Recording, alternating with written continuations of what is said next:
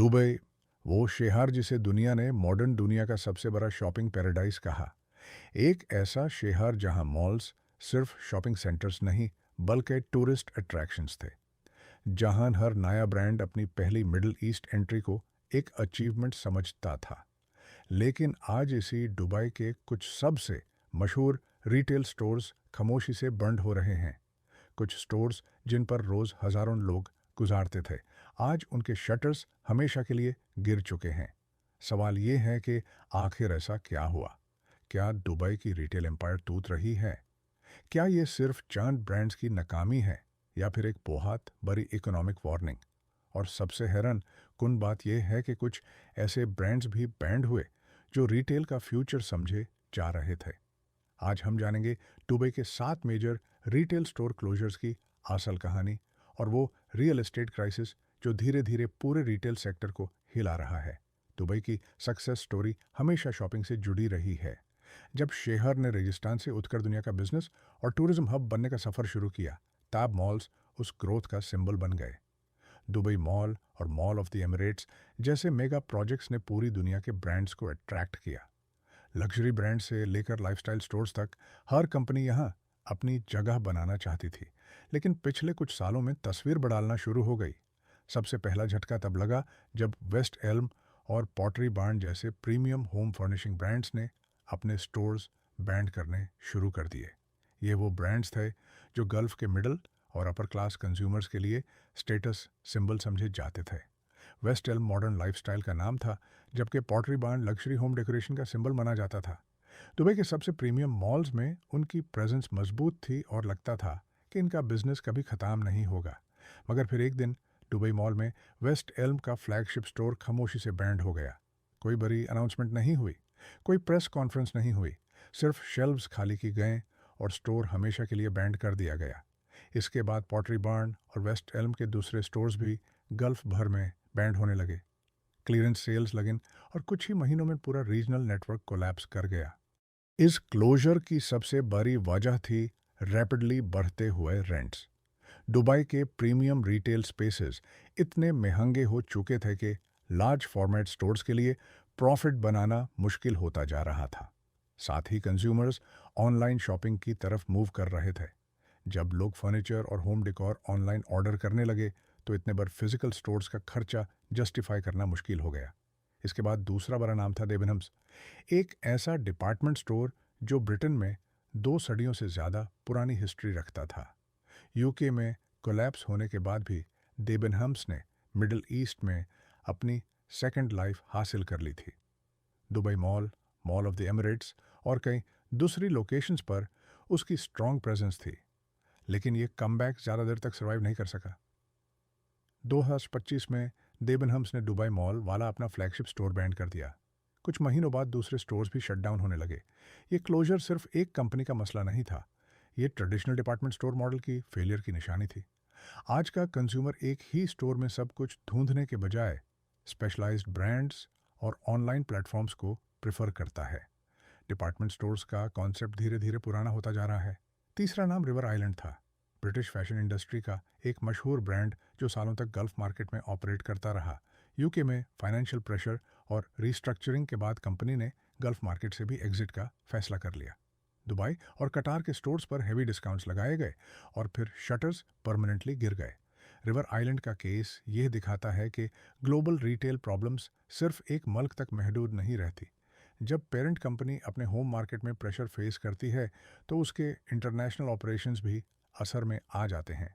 Dubai में काम करने वाले हज़ारों रिटेल वर्कर्स के लिए ये क्लोजर्स सिर्फ स्टोर्स बैंड होने की खबर नहीं थी, बल्कि उनकी जॉब्स और फ्यूचर का सवाल था। लेकिन इन तमाम क्लोजर्स के पीछे एक और बड़ा नाम था, अल-शाया ग्रुप। ये मिडिल ईस्ट का सबसे पावरफुल फ्रेंचाइज ऑपरेटर माना जाता था।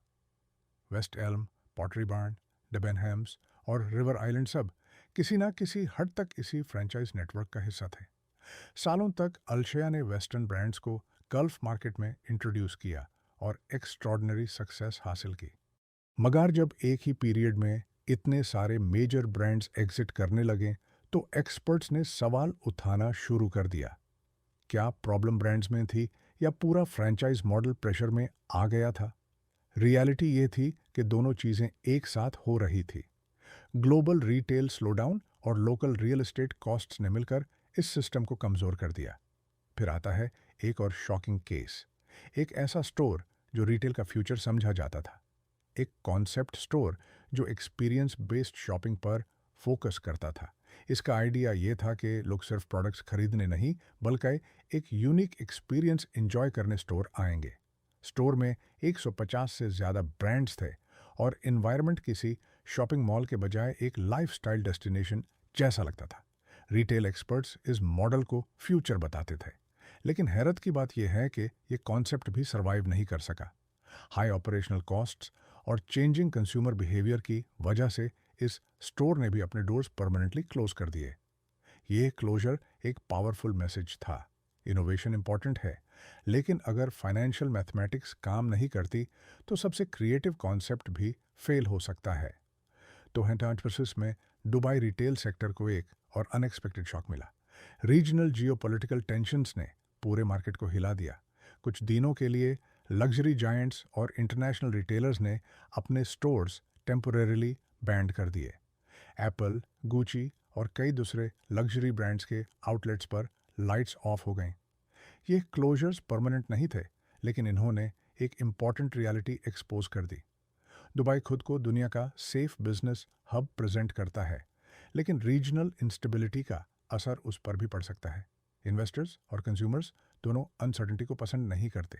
जब कॉन्फिडेंस शेक होता है तो स्पेंडिंग भी कम हो जाती है और रिटेल सेक्टर सबसे पहले इम्पैक्ट फील करता है। लेकिन इन तमाम स्टोरीज के पीछे असल कहानी दुबई के रियल एस्टेट मार्केट की है। पिछले कुछ सालों में कमर्शियल प्रॉपर्टी प्राइसेस और रेंट्स रिकॉर्ड लेवल्स तक पहुंच गए। मॉल ओनर्स और लैंडलॉर्ड्स हायर रिटर्न्स डिमांड कर रहे थे, जबकि रिटेलर्स के प्रॉफिट्स उतनी तेज़ी से नहीं बढ़ रहे थे। ये डिस्कनेक्ट धीरे धीरे डेंजरस होता गया। रिटेलर्स को हर साल ज़्यादा रेंट देना पड़ रहा था, जबकि कस्टमर्स ऑनलाइन प्लेटफॉर्म्स की तरफ शिफ्ट हो रहे थे। ई कॉमर्स ने शॉपिंग की डेफिनेशन ही बदल दी। आज कंज्यूमर मोबाइल फ़ोन से कुछ क्लिक्स में वही प्रोडक्ट ऑर्डर कर सकता है जो पहले मॉल जाकर खरीदना पड़ता था। इसी वजह से कई रिटेलर्स ने डिसाइड किया कि फिजिकल एक्सपेंशन की बजाय डिजिटल ग्रोथ पर फोकस किया जाए। जो स्टोर्स सरवाइव कर रहे हैं वो भी अपनी स्ट्रैटेजीज चेंज कर रहे हैं। अब फोकस सिर्फ बड़ा स्टोर खोलने पर नहीं बल्कि ऑनलाइन और ऑफलाइन एक्सपीरियंस को कंबाइन करने पर है। इसका मतलब यह नहीं कि दुबई ख़त्म हो गया है, बिल्कुल नहीं। दुबई ने अपनी हिस्ट्री में कई क्राइसिस फेस की हैं और हर बार स्ट्रॉन्गर कमबैक किया है। शहर अब भी टूरिज्म और इन्वेस्टमेंट का मेजर सेंटर है। इंफ्रास्ट्रक्चर प्रोजेक्ट्स कंटिन्यू हो रहे हैं और नए ब्रांड्स मार्केट में एंट्री कर रहे हैं। लेकिन एक बात बिल्कुल क्लियर हो चुकी है, रिटेल का पुराना मॉडल अब काम नहीं करेगा। वो ज़माना ख़त्म हो रहा है जब सिर्फ एक प्रेस्टीजियस मॉल में स्टोर खोल लेना सक्सेस की गारंटी होती थी। आज ब्रांड्स को डिजिटल स्ट्रैटेजी, कस्टमर एक्सपीरियंस और कॉस्ट मैनेजमेंट तीनों पर इक्वली फोकस करना होगा। दुबई के बैंड होते हुए स्टोर्स हमें एक इम्पॉर्टेंट लेसन देते हैं। सबसे पावरफुल ब्रांड्स भी मार्केट रियलिटीज से बच नहीं सकते। चाहे ब्रांड कितना ही फेमस हो, अगर रेंट्स बहुत ज़्यादा हो जाएं, कंज्यूमर बिहेवियर बदल जाए और इकोनॉमिक प्रेशर बढ़ जाए तो सर्वाइवल मुश्किल हो जाता है। आज दुबई एक नए चैप्टर के दरवाजे पर खड़ा है। पुराने रिटेल जायंट्स जा रहे हैं और नए बिजनेस मॉडल्स उनकी जगह लेने की तैयारी कर रहे हैं। सवाल यह नहीं कि दुबई सर्वाइव करेगा या नहीं, सवाल यह है कि अगले 10 साल में दुबई का रिटेल लैंडस्केप किस शक्ल में नजर आएगा। और जो कंपनीज आज इस ट्रांसफॉर्मेशन को समझ जाएंगी वही कल के विनर्स होंगी। बाकी सिर्फ एक और खाली स्टोर फ्रंट बनकर रह जाएंगी।